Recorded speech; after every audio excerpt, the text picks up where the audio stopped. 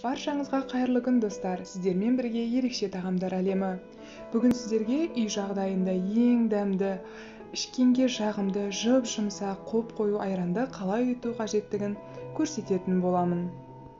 Менің көп оқырмандарым негізінен қалада тұрады, бірақ та қазіргі кезде ауылда тұрғанмен көбіміз дүкеннен сатып алып жатамыз.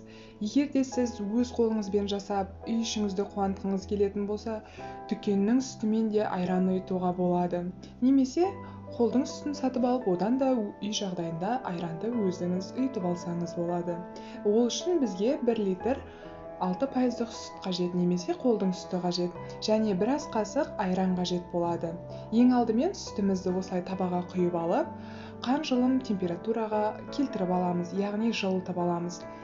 Кемінде 41-42 градустай болуы қажет. Содан соң қайтадан ыңғайлы болу үшін банкамызға құйып аламыз. Содан кейін ұйытуға 1 ас қасық айранымызды қосатын боламыз. Егер одан да әрі қою болсын десеңіз, ұйытқыңызға 1 ас қасық қаймақты қосып араластырсаңыз болады.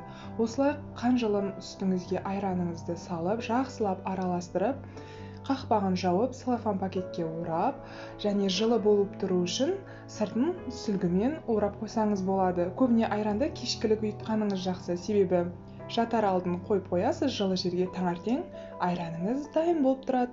Мінекей менде түннен шыққан айран, яғни ұйытылған. Қазір сіздерге консистенциясын көрсететін боламын.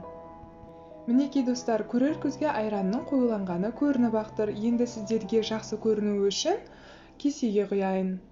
Қараңыздаршы, консистенциясы қандай, сондай жылтыр және қою, жұмсақтығы тіпті бөлек әңгіме. Дәмі өте керемет, себебі мен 6% сүт алған болатынмын. Майлы болған сайын дәмдірек болатыны рас қой. Өте дәмді болып шықты. Достар, сіздер де жасап көріңіздер, өте оңай. Видеоны соңына дейін көргеніңізге алғысымды айтамын.